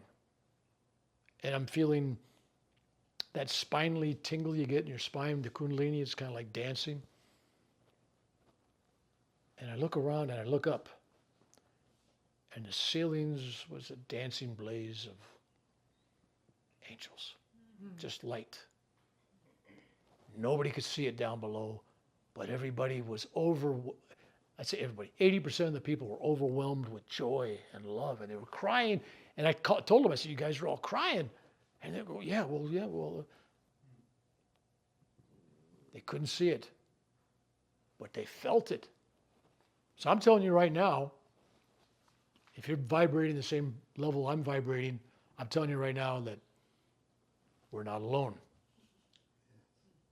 And if you vibrate with me, which we're going to try to get you there, then you will notice and at least feel the sensation of those around us.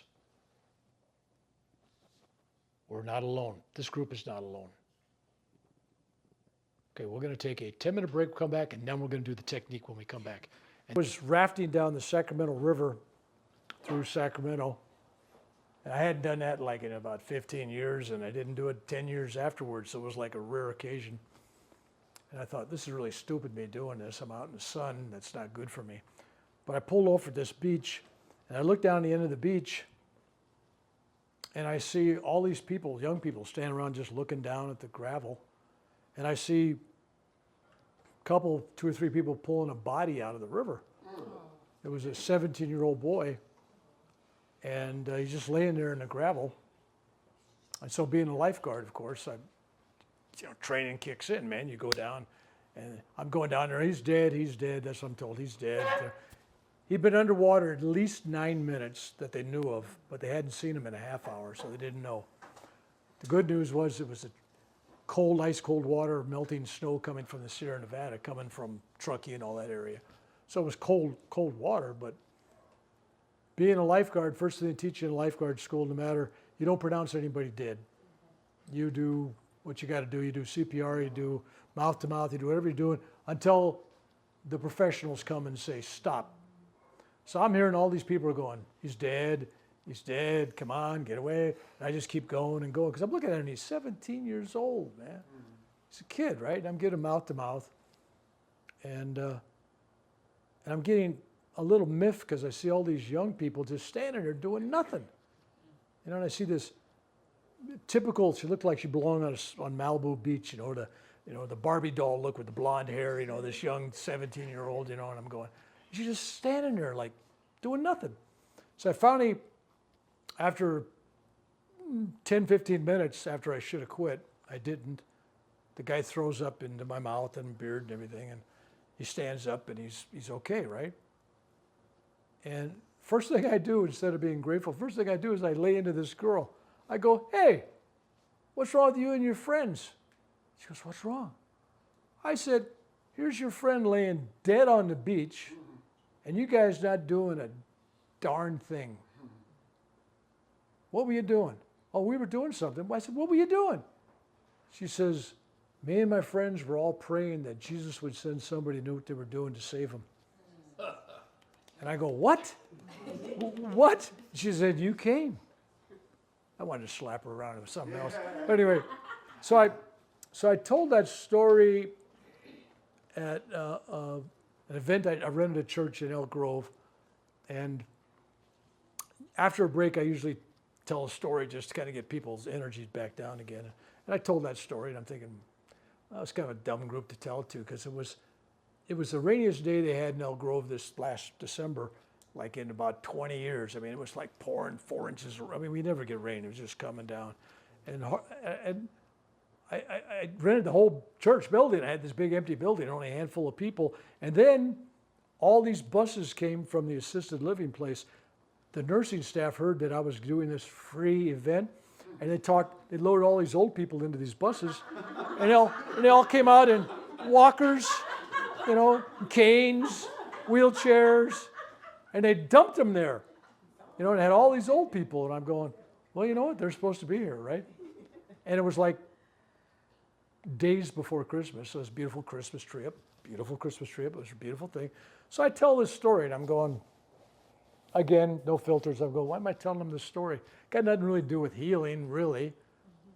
So it's all over, and I see this older lady, about 80-some years old, and she's kind of teary-eyed. She comes up to me and she says, thank you.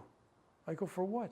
She says, I was sitting around the assisted living, I don't know, whatever it's called, the Happy Paradise Motel, I don't know, whatever they call the place. They always got some happy name, right? And she says, and I was depressed, and I didn't know what to do today. It's Christmas coming up. And then one of the nurses suggested strongly that I get on the bus and go over here. And I didn't know what I was coming for. She said, when you told that story, then I knew this is where I was supposed to be just before Christmas. I said, why is that? She says, unlike you, who spent time on somebody everybody said was dead, on that 17-year-old, she says, my 17-year-old son drowned and nobody did nothing. And then when I heard your story, I knew this is where I'm supposed to be at today to learn about love and forgiveness. And I go, wow, man, that's kind of cool, right? So when I tell stories, I never know exactly where they're going to fall.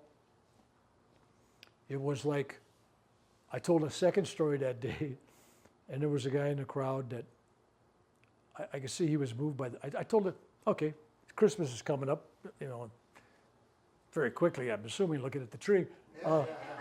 Christmas is coming up. So my son, way back, my son's California Highway Patrol officer, retired. You never want to go through that as a parent. You never want your son being 30 years out there every day. It's terrible. It's terrible. So when he was first starting off, he had the Golden Gate Bridge and, suicides and all that stuff. And he patrolled up the coast a little bit to Mill Valley, just right before San Quentin. And it was Christmas Day. And he's working because he's a rookie, right? He got to work, Cops ain't getting off on Christmas Day, right? So he said, Dad, I wanted to get you a gift, but I don't know what to give you. You don't want anything. I said, yeah, I do. I said, I want a story. He goes, what? I said, give me a Christmas story. Dad, I said, no, just be open. Just give me a Christmas story. I said, okay. So he thought it was the stupidest thing ever, right? He was 20-some years old going, this is dumb. And so he's coming across the bridge, and he looks on the side of the road. It's rain coming down. And he sees this, as it turns out, a guy about his age, about 22 years old, 23, ragged, homeless guy, on the highway. Now, you can't be on Highway 101. There's fences. You can't be walking down the freeway. And so you don't want to bust the guy. This is Christmas, right? So he figures he'd pick him up, give him a ride off the freeway, But he picks him up. He has to do a background check, right? See if there's warrants or something, right? Turns out he looks on the thing, and the guy was on parole. He just got out of jail, out of San Quentin, of all places, just down the road, a couple miles. And all he's gotten is that far to the highway, right? And he was on parole. He just served 3 years in jail.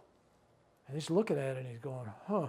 And then he looks at the address that he gave when he got arrested, and it was in this rich neighborhood in Mill Valley, which was a mile and a half down. It was just a mile and a half or so away from where he's picking this kid up. And he has this address down in this beautiful neighborhood, right? So he asked the kid about that. What's this address? He says, well, that's my parents. They didn't know I was in jail. I haven't seen them, in 4 years. I just left when I got in trouble. They don't know I got arrested or I was in San Quentin or nothing. He says, sit down. I'm taking you there. Now, that's against the rules. First off, he's not an Uber. Second off, you don't show up with somebody's kid just got out of jail, because that might not be a happy thing for these people. Like, that kid stole from us. He's a danger, right? And so he didn't go through a sergeant or nothing, and all they had to do was complain, and he was going to be in big trouble, because all the rules are wrong. But he follows his instincts. His intuition says, no, I'm going to that house. And he gets there, and he parks, leaves the guy in the back seat, knocks on the door, and the father answers. And he tells him, he says, I picked up, I believe he's your son. And he gets his wife, and they're all standing at the door, right? And he says, he's been in jail. Been in San Quentin. We don't care where he's been. He's our son. And then the mother told him that they spent the last 3 years, every Christmas, asking for only one Christmas gift. Find out where their son was at. And on this Christmas Day, they'd been praying that God would show them some evidence their son was still alive and he was okay. And my son says, I got him in the back seat. You want him? And so he let him out. And the kid was kind of like reluctant. And then he watched from his the vehicle, in the police car, that they both embraced him. They all broke down crying, and they shut the door. Son gets on his cell phone. Dad, remember that story you asked for? I thanked him. So I told that story, and one of the people in the audience had actually spent time in San Quentin, 2 or 3 years for drugs, and was in that about the same age, and totally kind of like he related to it, because I followed that up by basically saying that no matter what you do, the divine parent loves you. God always loves you, the divine mother, the divine father, and yes, you can go home if there's love. And this guy was this big, burly guy sitting there, and I could see he was all teared up, and I forgot, oh yeah, he was in San Quentin, so he was kind of related to that story. Not here, nobody here's been in San Quentin, I hope, but anyway. So when I tell stories, I never know exactly I don't know where the seeds are going to drop. So I tell a variety of stories. And while I'm doing this, and you guys are going ooh and ah, and it's Christmas and all that stuff, your heart opened a little. Again, we're pushing energy in there. All right, I need a volunteer. Are you pointing at her or me? You, All right. get up here. First off, you're totally 100% volunteer, right?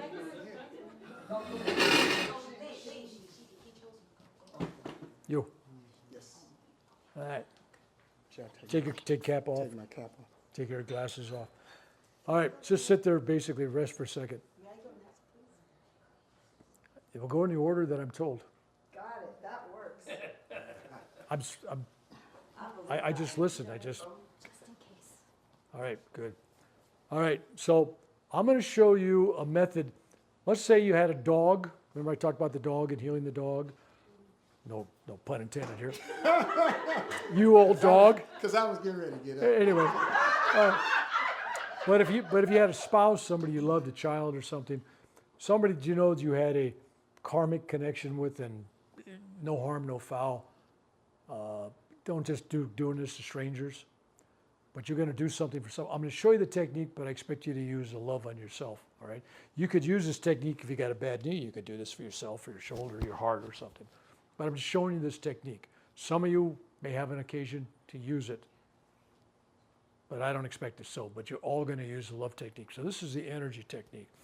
Now, if anybody's done any healing or anything before, what's the thing they always tell you is to visualize light, white light and energy around you. Why? Because when he's going to be receptive to me, which means he's trusting me, he's opening up his portals, and he don't want to pick up any doo-doo for me either, right? Right? So he should be putting a white light around himself and allowing only that which the divine graces that he has to come, right? So this is your thought is just the good stuff coming, right? Just the divine love coming. I'm doing the same thing around me because energy is a two-way street. I don't want to pick up anything from him. I'm trying to take away and help his healing, and I could end up with what he has too. So you're always protecting yourself.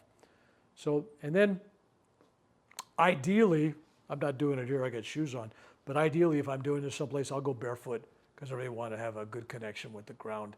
Outside is great, tile floor is okay, but grounding yourself because we're dealing with current, right? So he's sitting there, he's open, he's receptive. Now, just before I put my hands on him, you may see people do this. They'll rub their hands together, like SRF, Self-Realization does this. And some other groups will do this. They're doing that. It's creating energy. Or they'll do this. Whichever one works for you, use all three. Doesn't matter. But it's all about you're taking your energy and you're bringing it to your fingertips. Two healing organs of the body or parts of your body. Hands. Healing with the hands is traditional, goes back to the caveman. Healing with the hands is a very powerful thing. But you reach a certain vibrational level, the most powerful healing is done with the eyes. Eyeball to eyeball. And when I'm looking at somebody, I'm not looking at them. I'm looking at me in them, the God in them. It's all one. So I'm just moving energy from myself to myself. That's a little higher level. Don't have to worry about that. No quiz, no test. All right, so I've done the hands. Usually I do this and I kind of just clap it just to kind of get the electricity flowing. And then what I do is I'll look the person in the eye. More normally I'll look at him and I say, seriously, look at my eye. And then I'll usually, not always, I'll come touch around what's the spiritual eye, and I might give it a little pressure. I might poke it, and I'll say, when I'm doing this head thing here, focus your attention there. Close your eyes and try to look the spiritual eye. And then I'll take this. I'm not going to squeeze his head. I'm going to channel this energy, this tension, and I'm making the flow go, right? It's flowing. So when I'm grabbing it here in the front and the back,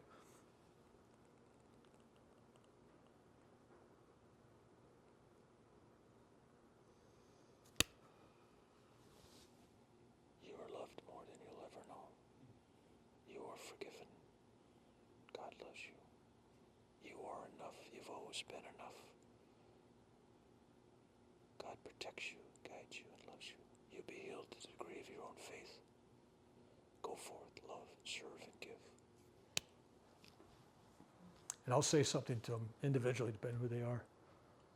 And that's as simple as that. You can make it more complicated. I don't advise it. But that's it. Now, if your belief is strong and you've done something to convince this person how strong you are, because you can't fake the energy.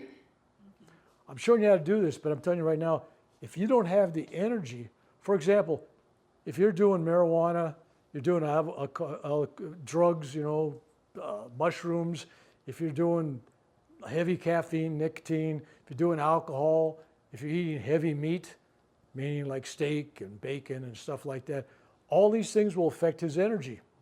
It affects mine.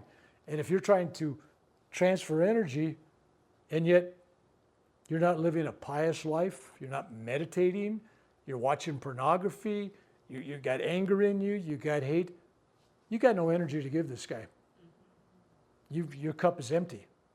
So when you're doing this, you have to have pretty much a full cup. Now when you're dealing with an animal, it doesn't take the same level.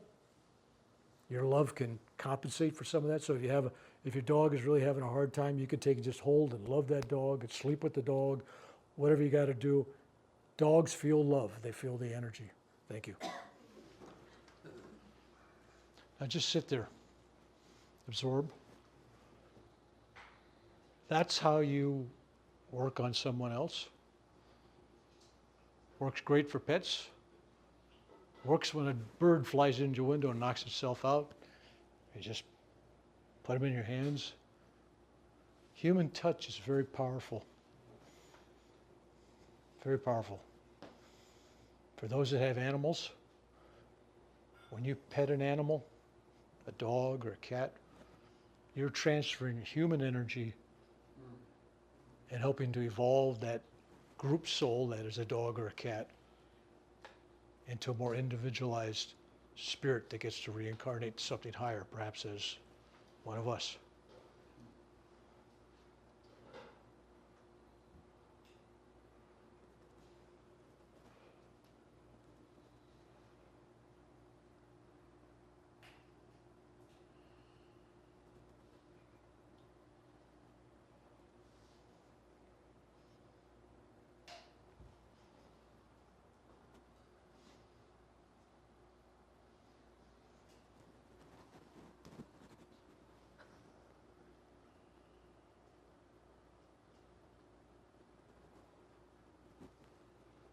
Can't hide from my energy, I see you.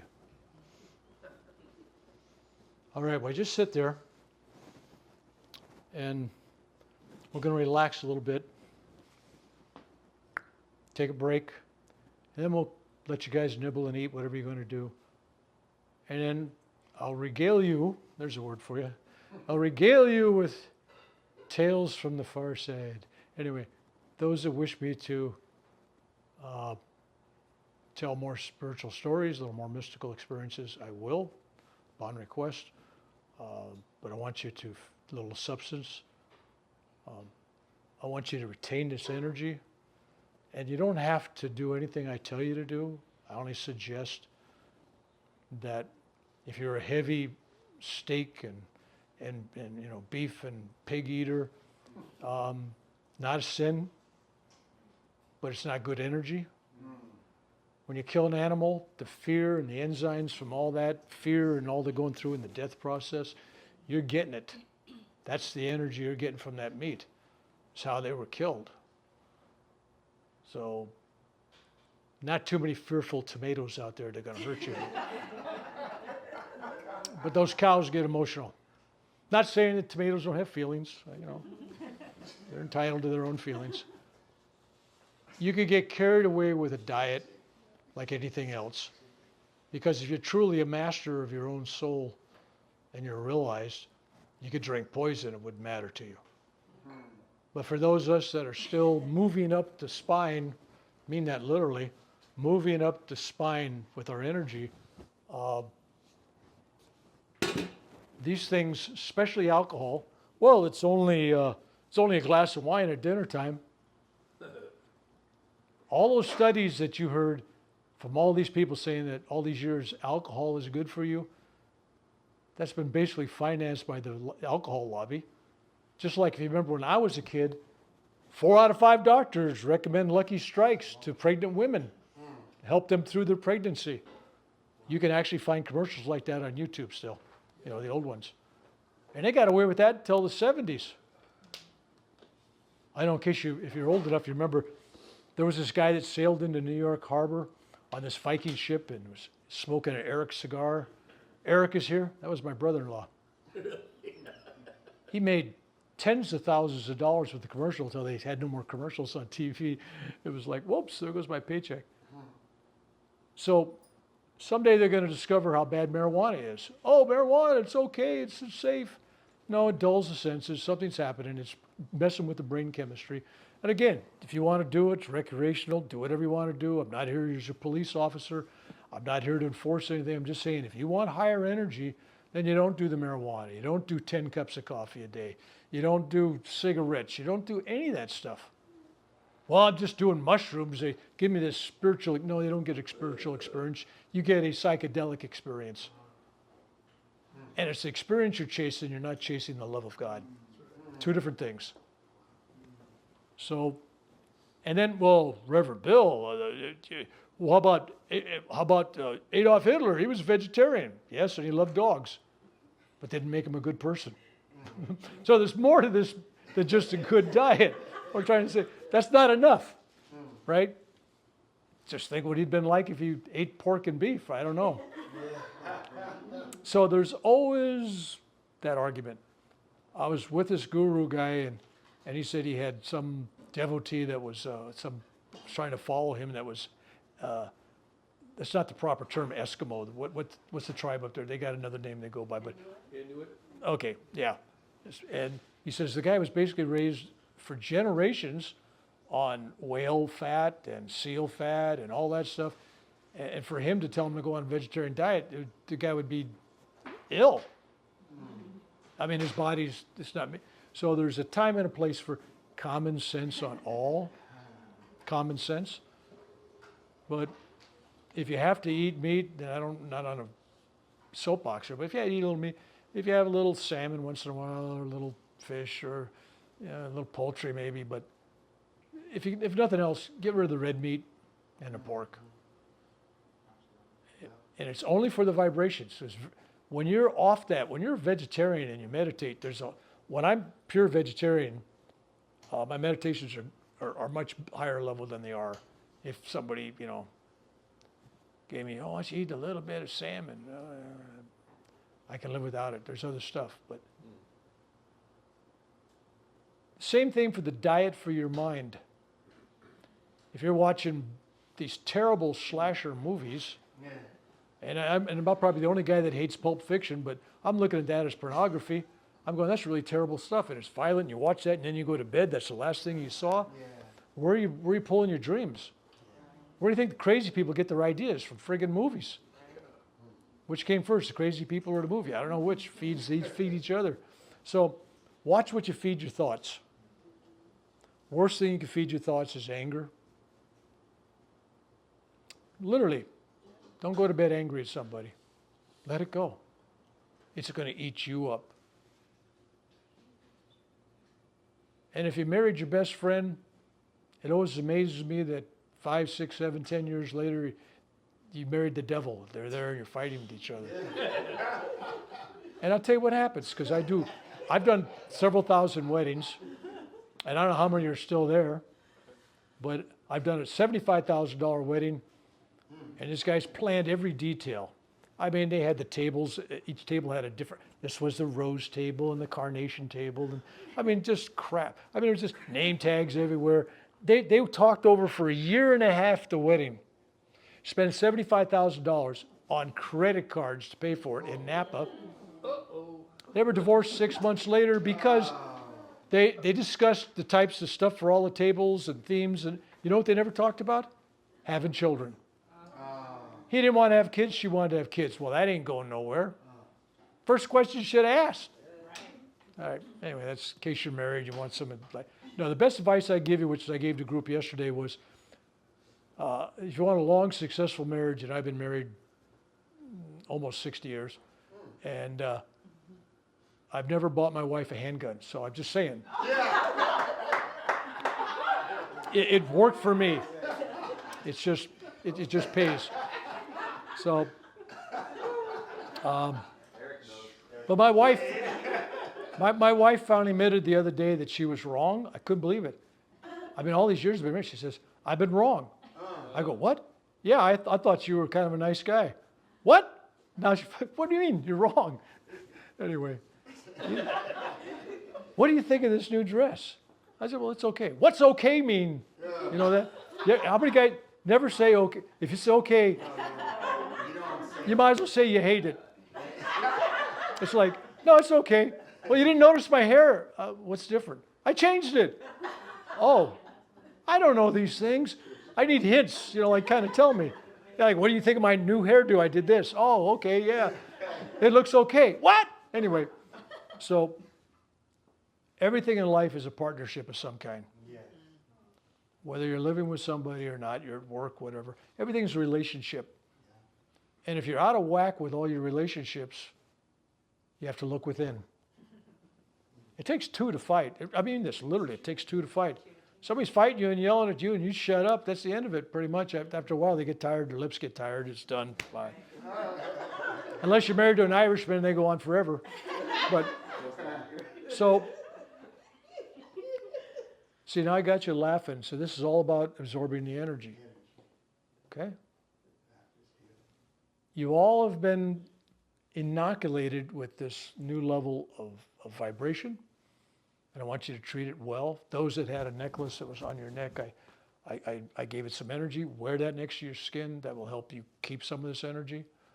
But if you run off, I did this beautiful half-a-day event in Wisconsin last weekend, I guess it was. Yeah, last weekend.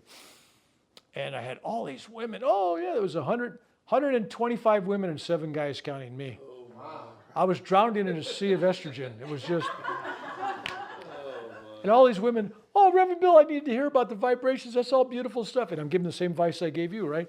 And then we went to a dinner that night with all these other presenters and all these psychic people and all that stuff. I'm the only one eating vegetables. The rest all have steak and pork and cocktails. And I'm having... I had a hot chocolate. I splurged a little bit of sugar. I felt guilty, but it was like, and I went to him, I go, didn't you hear a word? I said, oh yeah, I loved everything you said. I'm changing. I go, and you have bacon? I mean, and cocktails? Who has bacon and cocktails? It was like really crazy, right? So anyway, so listen with your heart. Absorb what works for you at where you're at now. You can't. I mean, I go to churches. I'm invited to the guest homily or the guest sermon, right? And I'll give it to them. And I know the people leave there 15 minutes later, they're back to their old selves. I just hope I plant seeds. Seeds. It's like with children. You whisper in their ear when they're young and you tell them what things, but you don't know how they really turn out till they're in their 20s and 30s. And sometimes they come back and they'll say something. Yeah, Grandpa, Grandma, you know, I remember you said this, right? And then I said something stupid one day and it came back at me. I couldn't believe it. My grandson and granddaughter were watching, I was boiling Easter eggs, you know, in water. And I said, if you watch a pot, it never cooks, right? If you watch a pot, it never cooks. Never boils. Never boils. And then when it was done, they go, you lied, Grandpa. It cooked. I go, I'm sorry, man, it was a spray. No, now you're going to tell me there's no Santa Claus. And I go, well, actually, yeah, there's no Santa Claus. Sorry. Well, I suspected as much. Now, the tooth fairy, that's real. Come on, tell me that. I said, okay. So you don't have to go to India. You don't have to go to Machu Picchu. You don't have to go to all these sacred places around the world. When you go to your own little altar in your house, or the place you meditate, or stand in your yard and observe the sunset, wherever you're at, when you close your eyes, I'm telling you from experience, because I've been in the holiest of caves, and I've been in holy, holy temples, and I've been all these places. When I close my eyes to meditate, I'm in exactly the same place. I could have saved a lot of airfare if I'd known that when I was younger, but you are exactly in the same place. There is no place outside of that.